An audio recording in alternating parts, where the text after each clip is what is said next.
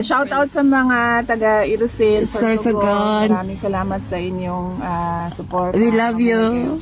Oh, we love you. Inday. Makakatulog na ako. Ano po? Alam mo ko siya. Sorry niya, right after like say visiting hours, kung paano ano po yung schedule niya, let's say pag umaga, pagising po niya, and then pagkatapos po ng mga bisita, na-detalye po ba niya sa inyo yun? Wala, hindi namin napag-usapan yan. Tinanong ko lang siya anong ginagawa mo sa loob, and then he said na nanonood ako ng TV kasi may TV, may access sila sa TV. And then, sinabi ko sa kanya, ayaw mo ba talaga ng libro kasi pwede namang katabilhan. Sabi niya, hirap daw talaga siya makakita. So, and yun lang. And then, nag-request siya ng dental floss. Sorry, ma'am. Sorry, sir. So, sabi ko doon sa nurse, paano kami makabigay ng dental floss sa kanya. So, apparently, merong tindahan doon sa loob na pwede silang bumili, i-charge lang sa account nila. So, isa yun sa mga kailangan ko asikasuhin din. Sino nagbabayad po ng account? Kami, lalagyan namin ng load yung account niya. And then, bibilhin niya yung dental floss doon sa loob. Pero, kagano katagal po ang visiting hours ng po sa kanya? Tsaka, Ay, magdepende sa approval ng detention. pero di ba before you mentioned na siya ang mag-decide kung yes or no, kung sinong pwede? Pwedeng pumasok. Kung sino ang i-allow niya na bumisita, siya yung magdi-decision mo. So, final decision, VP, bale, sa kanya? Oh yes, opo. Pwede na tayo mag-apply lahat. Tapos I do not know kung pinaprocess siya ng detention kung yes or no, depending on your reason per visit. Okay. And then, dadating sa kanya, listahan, and then he'll say yes. Right. So, VP, yung mom nyo lang po ang pupunta, hindi yung mga kapatid? Or... Hindi ko pa kasi masabi.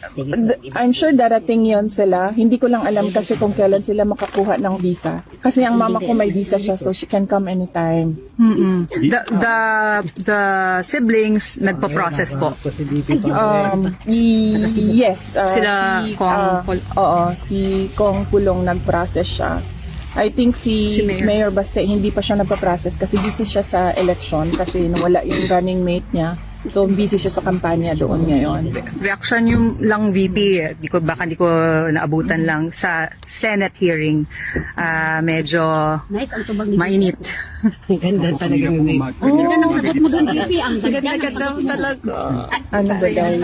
Anong Reaction mo doon sa nangyaring pagdinig? Nagkabuhol-buhol na yung sagot nila eh. Yun yung reaction ko eh. Parang nagkabuhol-buhol na yung sagot nila.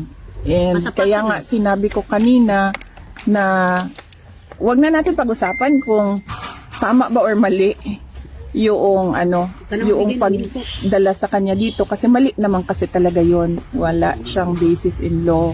Ang pag-usapan na lang natin anong gagawin natin moving forward kasi napakahirap na ang discussion natin nandun pa rin tayo sa tama or mali, nandiyan na sa loob yung tao eh. Ang discussion natin paano natin maibalik yung dating Pangulo sa bayan natin. And isa din yan sa mga rason kung bakit ako nandito as Vice President. Tama ba for us to say, kasi syempre limited din yung sinasagot ni Attorney Kaufman na bahagi ng depensa yung question doon sa pag-aresto. Pero it's not the entire defense, kumbaga.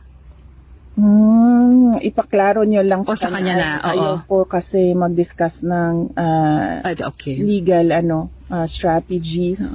May update na po doon sa iba pang mga lawyer? May meeting kami ng isa mamayang gabi. So, hopefully mabilisan. So, ilan po kausap nyo? Of that particular person? Assistant siya. Assistant counsel. Siya magiging co-counsel? No, assistant counsel. So, ilan po ang kausap nyo, ma'am? Ilan ang kausap nyo? Isa pa lang? Tapos na yung isa, nandiyan na siya si Kaufman, and then another one is coming ngayong gabi. He also has ICC experience. Yes. Nabanggit din po ni Attorney Kaufman na kumakausap rin siya ng mga Pinoy lawyers. Tama po yun?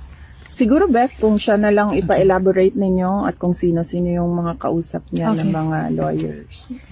VP, kanina po, nabanggit nyo rin po dun sa live stream na you, regarding dun sa Presidential Security Group na they stood voting po you na IB, yeah. Opo. So, ito po ba ay nabanggit nyo rin po kay former President nung pumunta po kayo sa loob, nung binisita niyo siya? Hindi na ako nagbabanggit doon ng bad news. Mhm.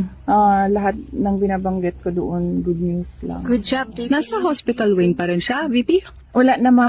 Wala na. Po Okay. siya sa Regular yung, parang detention center talaga nila, hindi siya hospital setting.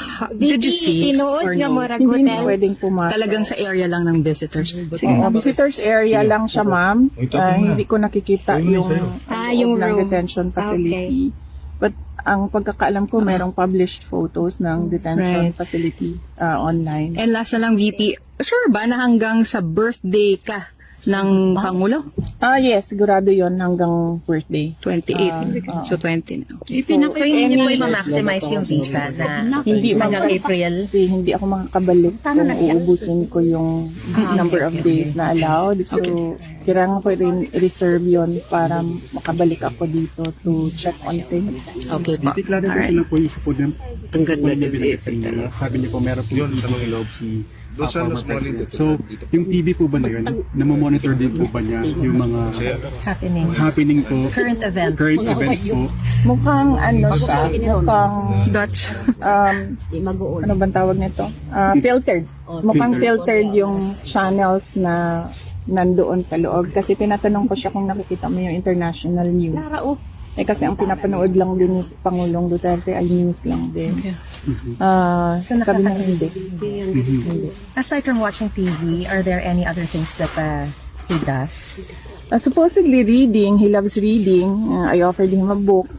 Pero nga daw, sabi niya, hirap na daw siyang makakita. Yes, ma'am. I'm from Davao City. Pero nagtatrabaho ko sa Wales. Opo. Question lang. Paano kung magpapadala kami ng cards? Ay, ma'am, ito po may slot dyan, no? Kung nakikita nyo. Okay. Letters and cards lang ang pwede po. So, suksok ko na